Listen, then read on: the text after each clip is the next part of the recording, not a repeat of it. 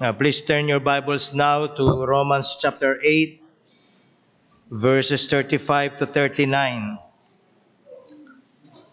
Romans chapter 8, verses 35 to 39. Who shall separate us from the love of Christ?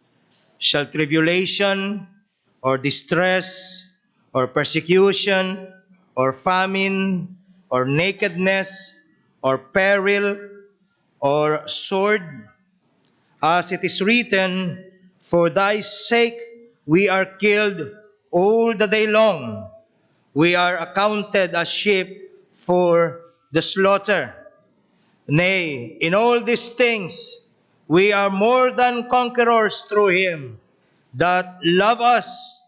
For I am persuaded that neither death, nor life, nor angels, nor principalities, nor powers, nor things present, nor things to come, nor height, nor depth, nor any other creature shall be able to separate us from the love of Christ, which is in Christ Jesus our Lord. May the Lord bless the reading as well as the hearing of His holy and infallible word. Christ's inseparable love. Brothers and sisters, ang mga panahong ito ay mga panahon po ng paggunita, mga mahalagang panahon ng pagpapaalala sa ating mga sarili kung bakit po ba tayo sumasampalataya at kung sino po ba ang ating sinasampalatayanan. Na bakit po natin kailangang gawin ito? Sapagkat possible po maging para sa isang sumasampalataya ang makadama ng pag-aalinlangan tungkol sa kanyang pananampalataya. At tandaan po natin, magkaiba ang pag-aalinlangan sa unabes na di pananampalataya.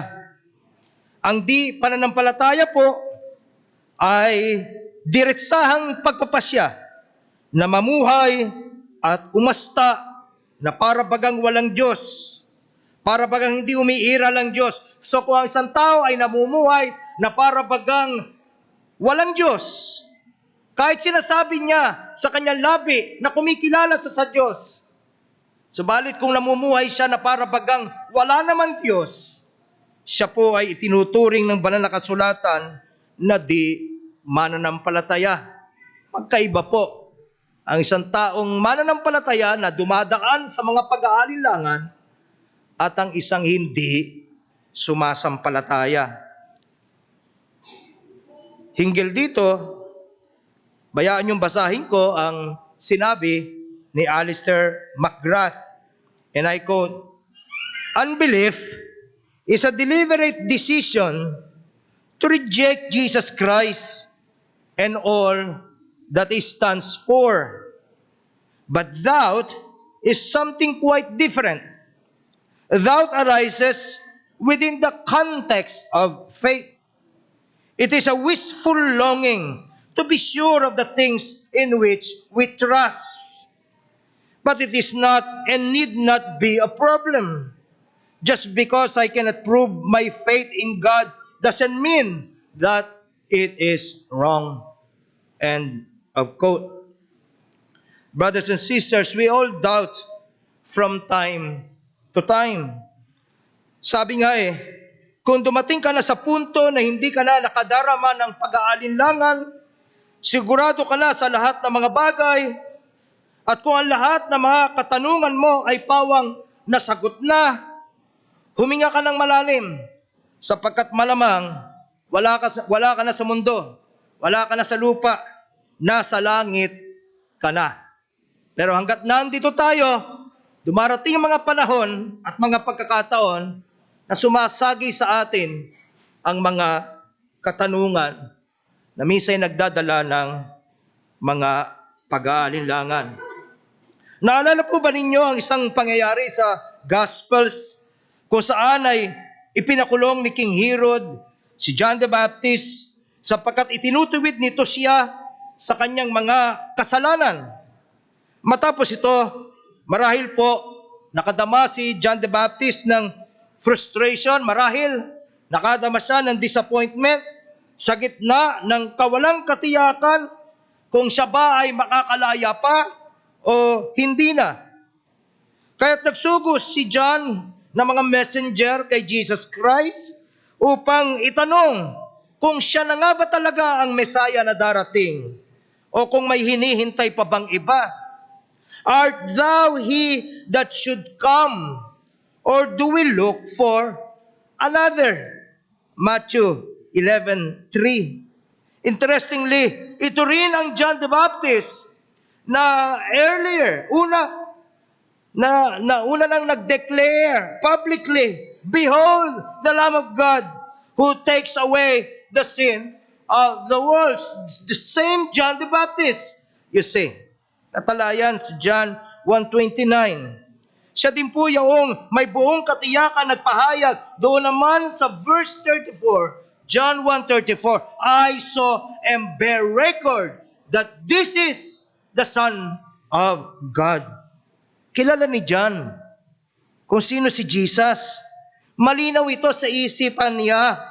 Subalit marahil sa gitna ng kawalang katiyakan ng kanyang kasalukuyang situation, sa puntong iyon, nakadama po siya ng pag-aalinlangan. Gayunpaman, ang naging tugon ni Jesus sa pagtatanong na ito ni John? Hindi niya ito ni-rebuke. Hindi niya pinintasan si John o minaliit man lamang. Sa halip, sinabi niya sa mga alagad, ito lang yung simpleng response ni Jesus Christ sa mga alagad para sabihin kay John, "Go and show John again those things which ye do hear and see. The blind receive their sight, and the lame walk, and the lepers are cleansed, and the deaf hear, the dead are raised up, and the poor have the gospel preached to them." Matthew 11:4-5. Sa makatuwid po, si Jesus Christ ay naparito upang tugunan o maging sagot sa pangailangan ng mga taong nahihirapan, ng mga taong nasasaktan, at ng mga taong walang pag-asa, mga taong walang kaligtasan. Kung ikaw ay nandito at yan ang kalagayan mo, nasasaktan ka ba? Nahihirapan ka ba? Nawawalan ka na ba ng pag-asa? Alam mo sa sarili mo na wala kang kaligtasan. Si Kristo ay naparito precisely para sa kagaya mo. Habang lumilisan po ang mga alagad ni John, bumaling si Jesus sa mga tao at sinabi niya sa mga ito, sa crowd, sa audience niya, doon po sa Matthew 11:9, na si John ay hindi lamang isang karaniwang prophet, siya ay more than a prophet. Pinuri niya si John regardless kung meron mang mga pag-aalinlangan pa o katanungan pa sa kanyang kalooban. Bukod dito, dagdag pa ni Jesus sa verse 11 ang ganito, "Among those born of women, there has not risen one greater than John the Baptist." Maaaring nag-alinlangan si John at nayanig sa kanyang pananampalataya, subalit ang Panginoon ay sa kanyang layunin para kay John ay hindi nag-aalinlangan. Alam ng Panginoon kung anong ginagawa niya. Alam ng Panginoon hindi pa sa tapos sa buhay ng isang John the Baptist. Gayunpaman, nais ko pong bigyan diin din na may panganib na dala ang patuloy na pag-aalinlangan, sapagkat ang labis na pag-aalinlangan ay maaaring mauwi sa di pananampalataya. Brothers and sisters, it is important to recognize as well that doubts can lead us to sinful unbelief. Naalala po ba ninyo ang sinasabi sa Hebrews chapter 3? I'll be reading this in Filipino, beginning verse 12. Hebrews 3:12. Magsipag-ingat kayo mga kapatid. So mga mananampalataya na, presumably ang kausap niya. Magsipag-ingat kayo mga kapatid, baka sakaling mayroon sa kanino man sa inyo ng isang pusong masama na walang pananampalataya na naghihiwalay sa inyo sa Diyos na buhay. Muli ang tanong, ikaw ba'y palapit sa Diyos o palayo? Ito po'y mapanganib, ito'y pusong masama. Ngunit kayo'y mag-aralan sa isa't isa araw-araw. Nakikita po ba natin ang halaga ng ganitong mga pagsasama-sama? Ito'y para sa atin, upang mapanatiling matibay ang ating pananampalataya, upang mapanatiling mainit ang ating pagkakilala at pagpapahalaga sa Kanya. Ganon kahalaga na tayo'y magsama-sama. Ganon kahalaga na tayo magpalakasan sa isa't isa, mag-aralan sa isa't isa. Muli, verse 13. Ngunit kayo'y mag-aralan sa isa't isa araw-araw, samantalang sinasabi ngayon, baka papagmatigasin ang sino man sa inyo ng daya ng kasalanan. Sapagkat tayo nagiging kabahagi ni Kristo, kung ating iniingat ang matibay, ang pasimula ng ating pagkakatiwala hanggang katapusan. Kaya nga, kung nagsisimula na ang pag-aalinlangan na manahan sa puso natin, maging mabilis nawa tayo na i-address yung problema na yan, yung seryosong problema na yan. Narinig po ba ninyo ako? Seryosong problema ang lumalamig ka sa pananampalataya. Seryosong problema ang lumalayo ka sa Diyos. At kung nangyayari yan sa iyo, you see, when you have doubts, when you begin to have doubts, go to Him. Run to Him. Run to Him for compassion. Run to Him for mercy. Maalala naman natin na si Jesus ang author and perfecter of our faith. Gaya ng father of a demonized son doon sa Mark 9:24. May this be our prayer. Idilangin nawa natin, Panginoon, nananampalataya ako. Tulungan mo ang kakulangan ko ng pananampalataya. Lord, I believe. Help thou mine unbelief. Now, going back to our passage, mapapansin po ninyo na ang ating text, Romans 8:35 to 39. Mapapansin po ninyo na ito ay siya mismong conclusion ng mahabang kasagutan sa katanungang unang inilahad ni Paul. Sa pagsisimula pa lamang po ng paragraph na ito, doon ito nagsimula sa verse 31. What shall we say then to these things? What shall be our response? Ano-ano ba yung tinutukoy po ng mga bagay na ito? These things. Ano yun? Ano yung mga katotohanan na nauna nang inilahad ni Paul bago pa tayo dumating sa bahaging ito?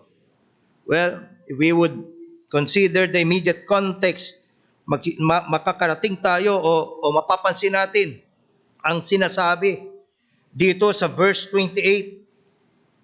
Romans 8:28 to 30 actually. Nalalaman natin na ang lahat ng mga bagay, and we know that all things work together for good, at nalalaman natin na ang lahat ng mga bagay ay nagkakalakip na gumagawa sa ikabubuti ng mga nagsisiibig sa Diyos. Anong sasabihin mo sa bagay na yan? Kung ikaw ay mananampalataya, anong sasabihin mo? Anong response mo sa unawa? Lahat ng bagay nagkakalakip-lakip na gumagawa para sa aking ikabubuti. Anong response mo dyan? Verse 29, sapagkat yaong mga nanguna pa'y kanyang nakilala, itinalaga naman niya na maging katulad na larawan ng kanyang anak upang siya maging panganay sa maraming magkakapatid. At yaong mga itinalaga niya ay kanyang tinawag naman, at ang mga tinawag ay inaring ganap naman, at ang mga inaring ganap ay niluwalhati din naman niya. Ano sasabihin mo diyan? Kung nalalaman mo na bago ka pa isilang ay nakilala ka na ng Panginoon. Kung nalalaman mo na bilang mananampalataya, ikaw ay itinilagan niya para kanyang tawagin. At ng araw na ikaw'y kanyang tawagin, ikaw ay dineklara, ikaw ay dineklara na pinawawalang sala na. Ano ang sasabihin mo? Anong response mo sa unawa na hindi ang kamatayan ang dulo ng buhay para sa iyo, kundi ikaw ay inihanda para sa kaluwalhatian kasama siya? Yun yung tinatanong ni Apostle Paul. Anong response mo? Anong tugon mo? What shall we say then to all of these wonderful truths? Na maaari nating sabihin, ano ba ang mabuti? Nagkakalakip-lakip na mabuti. Anong mabuti? Doon sa tribulation, kagaya ng ating nabasa sa verse 35. Anong mabuti sa distress? Anong mabuti sa persecution? Anong mabuti sa famine? Anong mabuti sa nakedness? Anong mabuti sa peril or sword? Maaari nga ilan sa atin, to a certain degree, nagdadaan ngayon sa ganong kalagayan. Anong mabuti dyan? Walang mabuti doon. Walang mabuti doon. Hindi masarap pakiramdaman yon. Wala dito ang magbo-volunteer na maranasan ang lahat ng iyon. Pero yan ay isang bagay na dinadaanan natin. Yan ay isang bagay na realidad sa bawat isa sa atin. Walang mabuti sa lahat ng ito kung iaalis natin ang Diyos sa eksena. Walang mabuti sa lahat ng ito kung magsisimula tayo somewhere else. And so para mag-make sense ang lahat na nangyayari sa buhay natin, kahit na yung mga hindi katanggap-tanggap, hindi masarap na karanasan, we must start with God. Kagaya na rin ng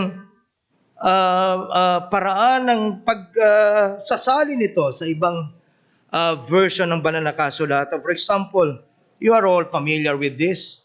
And this is not the first time that I have preached from this passage. For example, in the New American Standard Bible, God causes all things. We know that God causes all things to work together for good. The not so inspired version, NIV, joke only. We know that in all things, God works for good. God works for the good of those who love Him. Hindi po natin lubos na mauunawaan ng talata na kagaya ng Romans 8:28 hanggat hindi natin nilalagay ang Diyos sa tama niyang lugar. At ang tamang lugar ng Panginoong Diyos ay doon sa pinakasimula. Unfortunately, maraming mga tao ganun tinitignan ang buhay nila. Naniniwala sila na ang buhay ay para bagang paglalaro ng dice, para pakikipagsapalaran. Kung swertihin, di salamat. Kung hindi naman, better luck next time. Iniaalis ng marami ang Diyos sa eksena ng buhay nila. Kaya ito magulo. Iniaalis ng Diyos ng marami ang Diyos sa eksena ng buhay nila. Kaya tila baga ito ay pointless. Pero sa pagtuturo po ng Biblia, ang Diyos ay nandoon sa pinakasimula. Ang Diyos ay nandoon hanggang sa katapusan. At hindi lamang iyon, presente siya sa bawat yugto, sa bawat detalye ng ating buhay. Oh, once again, brothers and sisters, God causes all things to work together for our good. God is at work. Amen? God is at work. Pero hindi lamang ito. Kung isasaalang-alang din natin ang buong chapter 8, makikita natin kung gaano tayo kamapalad. Kung hindi yung immediate context lang titignan mo. You begin with chapter 8, verse 1. Makikita mo kung gaano tayo kamapalad. For example, wala na tayo sa ilalim ng anumang paghatol. Romans 8:1. Again, anong sasabihin mo? Anong response mo sa unawa? Wala na ako sa paghatol. Wala na ako sa ilalim ng galit at puot ng Diyos. What would be your response? Dapat nagtatalo na tayo sa tuwa. Meron pa bang mas mahalagang bagay na pwede ka itumbas, ipantay sa unawa? Na wala ka na sa ilalim ng hatol ng Diyos? My.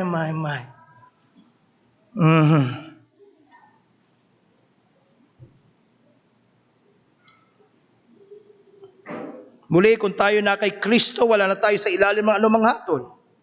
Tayo'y pinapatnubayan ng Espiritu Santo, Romans 8:14. Itinuturing tayong mga anak at tagapagmana ng Diyos, Romans 8:17. Kung mananampalataya ka, mayroon ka ng lahat ng dahilan upang magpuri sa Diyos. Dahil lahat ng ito ay totoo sa iyo. Nasa Romans chapter 8 pa lamang tayo. Gayunpaman naniniwala po tayo na mas malawak pa ang pinatutungkalan ng phrase, what shall we say then to these things? Pwede po natin itong i-trace back, pabalik hanggang doon sa Romans chapter 5. Ang lahat ng mga pagpapalang makakasalubong mo habang binabasa mo ang mga talatang ito, all the way from Romans chapter 5. Ay pawang biyaya na nakalaan para sa atin. You see, from Romans chapter 5 hanggang dito sa chapter 8. At ang lahat ng ito ay pwede mong isummarize sa isang phrase lamang. God is for us. Amen? Masaya ba kayo? Kung ang lahat ng mga bagay ay nagkakalakip-lakip na ginagawa ng Diyos para sa ating kabubuti, kung buhat pa ng pasimula, nakilala ka na ng Diyos,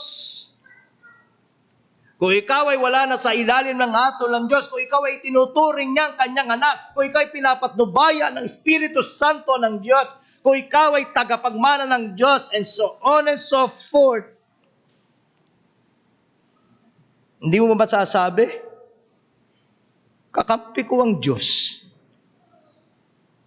What shall we say then to these things? If God be for us. Kakampi ko ang Diyos. Ano ibig sabihin nito? Who then can be against us? Amen? Who can be against us? Now, hindi ibig sabihin na wala na tayong magiging kaaway. Hindi na ibig sabihin na wala nang sasalungat sa atin, na wala nang hahadlang sa atin. Malinaw po sa text natin na marami ang maaaring maging kaibayo ng ating pananampalataya. Pero wala na po isa man sa mga ito ang tuluyan at lubusang makapagtatagumpay laban sa atin na mga nakay Kristo. Kahit ang sino mang kaaway ayon sa verse 33 ay walang kapangyarihang bawiing muli ang ating kaligtasan. Ano sabi ng verse 33? Who shall lay anything to the church of God's elect? Sabi po sa verse 32, hindi babawiin ng Diyos ang ating kaligtasan. Sa halip, ano sabi? He that spared not his own son, but delivered him up for us all, how shall he not with him also freely give us all things? Wala siyang babawin. Sa halip, lahat ng kailangan mo upang masustina ang pananampalataya mo at upang malubos ang plano ng Diyos para sa buhay mo. And what's the plan? What's the big idea? To conform us to the image of His dear Son. Lahat ng kailangan mo upang mangyari yan ay ibibigay ng Diyos. Anong katibayan? He spared not His own Son. Amen? And then kahit ang sino mang kaaway, ayon naman sa verse 33, ay walang kapangyarihang bawiing muli ang ating kaligtasan. Who shall lay anything to the charge of God's elect? It is God that justifieth. Ayon naman po sa verse 34, yung nag-iisang qualified at may kapangyarihang humatol, yung nag-iisang qualified na bawiin ang ating kaligtasan, ay siya pa nga mismong namamagitan para sa atin. Who is he that condemneth? It is Christ that died, yea rather, that is risen again, who is even at the right hand of God, who also maketh intercession for us. Sabihin na ng iba, mga kapatid, ang gusto nilang sabihin, isumbat na ng iba. Ang gusto nilang isumbat, dati kang mangangalunya, dati kang mandaraya, kilala kita, dati kang chismosa, kilala kita, dati kang magnanakaw, dati kang maninira. Sabihin na nila, ibato na nila ang lahat ng pwede nilang ibato sa iyo. Isa lang ang kasagutan, mga kapatid. Muli, ano sabi ng banal na kasulatan? Who is he that condemneth? It is Christ that died, yea rather that is risen again, who is at the right hand of God, who also maketh intercession for us. Ang isasagot mo lang sa kanila, oo, totoo na lahat ang mga yan at marami pang iba na hindi mo alam. Oo, totoong masama ako. Oo, totoong mandaraya ako. Totoo lahat ng iyan. Pero namatay si Kristo precisely sa mga kagaya ko. Tinubos niya ako. Niligtas niya ako. At siya'y namamagitan para sa akin ngayon. Amen? O mga kapatid, anong sasabihin mo tungkol sa bagay na iyan? Lulugo-lugo ka ba na mabubuhay sa mundong ito? Walang ligaya dahil wala ka ang meron ng iba? O madarama mo ang isang lubos na diwa ng pagpapasalamat, oh Panginoon, maaring wala ako nito, wala ako noon. Pero merong isa na alam kong meron ako. Ikaw. At sapat na yan para sa akin. Sino, mga kapatid, o ano kaya ang maaaring makapaghiwalay sa atin sa pag-ibig ni Kristo? Yan po yung dalawang rhetorical questions na ibinigay dito sa verse 35. Na ang inaasahang sagot ay negative. Who shall separate us from the love of Christ? That's the who question. Ito naman yung what question. Shall tribulation separate us from the love of Christ? Shall distress, shall persecution, shall famine or nakedness or peril or sword separate us from the love of Christ? And the answer is no. Hindi. Malinaw po, walang sino man tao, walang anumang pagsubok ang maaaring makapagbago ng pag-ibig ni Kristo sa atin. Ang pag-ibig na ito ni Kristo ay kasing kahulugan ng ating kaligtasan. Kung nalalaman mo na iniibig ka ni Kristo, dapat nalalaman mo na ikaw ay iniligtas niya. Kung iniibig ka ni Kristo, mayroong kang kaligtasan. Tandaan, mga kapatid, ang nagliligtas sa atin ay ang pag-ibig niya sa atin, hindi ang pag-ibig natin sa Kanya. Uulitin ko ba yon? Ang nagliligtas sa atin ay ang pag-ibig niya sa atin, hindi ang pag-ibig natin sa Kanya. I am crucified with Christ. Nevertheless, I live, yet not I, but Christ liveth in me. And the life which I now live in the flesh, I live by the faith of the Son of God who loved me and gave Himself for me. Oh, hallelujah. Now, ayon naman po dito sa verse 36, dapat na pong asahan ang mga pagsubok sa buhay nating mga mananampalataya. Hindi na dapat tayo nagugulat. Hindi na tayo parang namamangha. Bakit ko nararanasan ito? For thy sake we're killed all the day long. We're accounted as sheep for the slaughter. Brothers and sisters, I know we don't usually welcome and often shun uncomfortable and unpleasant things in life. We fail to see them as His grace for us.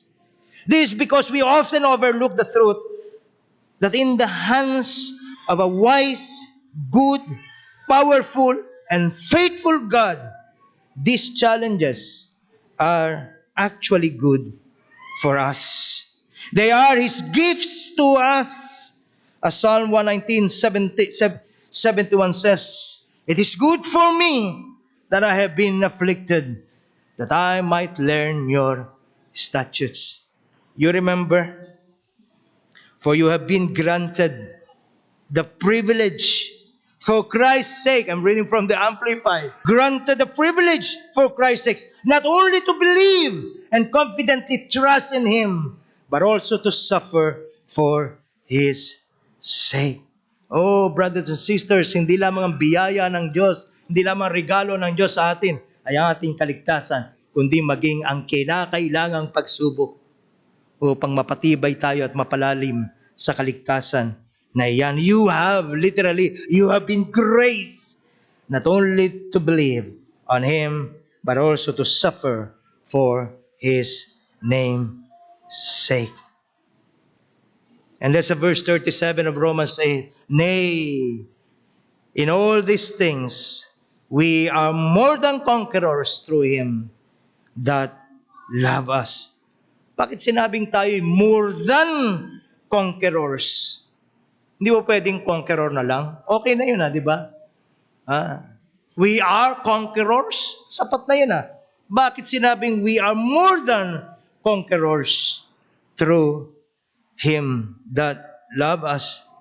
Ito'y sapagkat hindi lamang po tayo magtatagumpay at mapagtagumpay sa lahat ng pwedeng ibato sa ating pananampalataya upang ito ay gibain. Ang pinakamasarap sa lahat ng ito, lahat ng ibabato sa atin ay gagamitin ng Diyos para sa ating ikabubuti.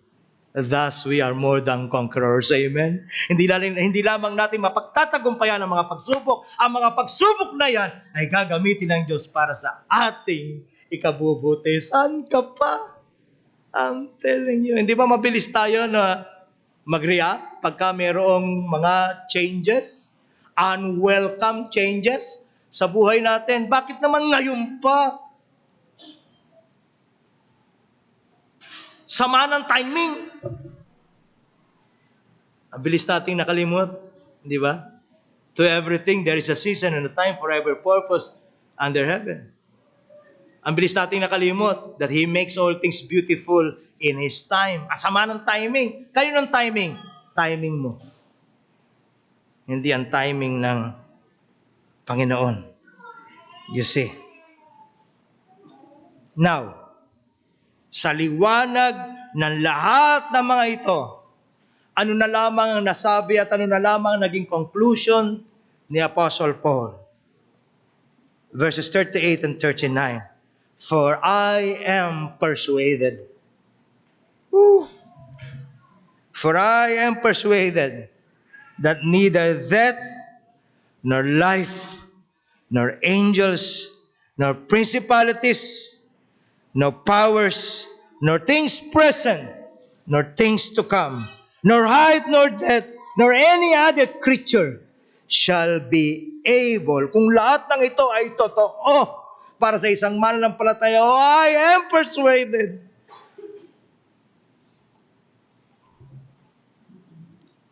That none of these things shall be able to separate us from the love of God, which is in Christ Jesus our Lord. Brothers and sisters and friends, nananahan ka ba sa pag-ibig na yan? Ang pag-ibig na yan ay kay Jesus Christ lamang na siyang Panginoon. And so ang tanong, na kay Jesus Christ ka na ba? Siya lamang ba ang kinikilala mong Panginoon? Maaaring tatanong mo, paano ako mapapakay Hesukristo? Ano ang kailangang maranasan? Anong kailangang gawin upang makalapit ako sa Kanya? Hindi po ba't malinaw sa banal na kasulatan na ito'y sa pamamagitan lamang ng lubos na pagtitiwala, pagkilala, at pananampalataya kay Kristo lamang? Hindi po ba't malinaw na ito'y sa pamamagitan ng pagpapakumbaba, pagpapatira pa sa harapan niya na nagsasabi, God, be merciful to me, a sinner? Hindi pa ba't ito'y sa pamamagitan ng pagkadama ng matinding bigat na dala ang kasalanan? Mabigat dali ng kasalanan, mga kapatid. Wala akong nakikilala na namumuhay sa kasalanan na totoo at talagang masaya. Wala. Wala akong kilala na namumuhay sa kasalanan at malayo sa Diyos na payapa. Wala. Wala.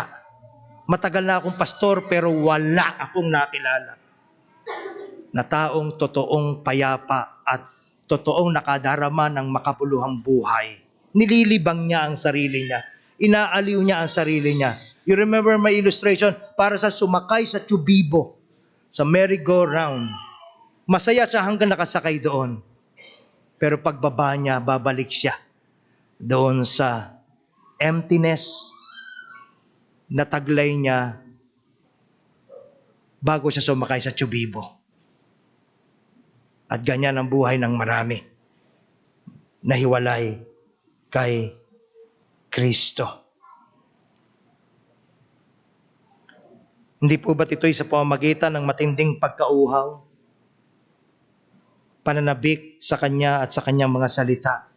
Ang tanong, karanasan mo na ba ang lahat ng ito? Na kung ang lahat naman ng mga ito ay karanasan mo na, mamahinga ka, manahang ka, kasakatatagan at kalawakan ng Kanyang pag-ibig. Pawiin nawa nito ang iyong mga takot at mga pag-aalinlangan. Alam po ninyo, nag-i-enjoy ako na pag-aralan ng Ephesians chapter 3. At ito yung panalangin, personal na panalangin ko bilang inyong pastor para sa inyo. And let me end this sermon by reading this portion of Ephesians 3. Ito po ang prayer ni Apostle Paul para sa mga Ephesian believers. At ito rin po ang panalangin ko para sa inyo. For this cause, I bow my knees unto the Father our Lord Jesus Christ, of whom the whole family in heaven and in earth is named, that He would grant you, oh, may He grant you, according to the riches of His glory, to be strengthened with might by His Spirit in the inner man, that Christ may dwell in your hearts by faith, that ye being rooted and grounded in love, oh, bulay-bulayin nawa natin kung gaano kalalim ang pag-ibig ng Panginoong Diyos. Papawiin nito ang lahat ng takot, papawiin nito ang lahat ng pag-aalinlangan, papawiin nito, mga kapatid, ang lahat ng kawalang kapayapaan sa ating mga kalooban. Again, that Christ may dwell in your hearts by faith, that ye being rooted and grounded in love may be able to comprehend with all saints. Kaya ko sinabi, yung panalangin ito ni Paul ay panalangin ko rin sa inyo, sapagkat ito'y panalangin aplikable sa ating lahat. With all the saints, we may be able to comprehend with all the saints what is the breadth and length and depth and height, and to know the love of Christ, which passeth knowledge, that ye may be filled with all the fullness of God. Tugunan nawa ng Panginoon ang panalangin ito para sa ating kalaguan, para sa ating katibayan, para sa ating paglalim bilang mga mananampalataya. At ina-address na nito ang iba pang problema. Kung lumalalim ka sa pag-ibig ni Yesu Kristo, anong ina-expect mo mangyayari? Magagawa mong ibigin kahit na ang hindi kaibig-ibig. Kung punong-puno ng hatred at bitterness ang puso natin, madali po yang malaman kung bakit. marahil hindi klaro sa atin ang pag-ibig ni Kristo. Magpakalalim po nawa tayo sa unawa sa pag-ibig na ito. Maranasan po nawa natin ito. Amen. Let's all stand up.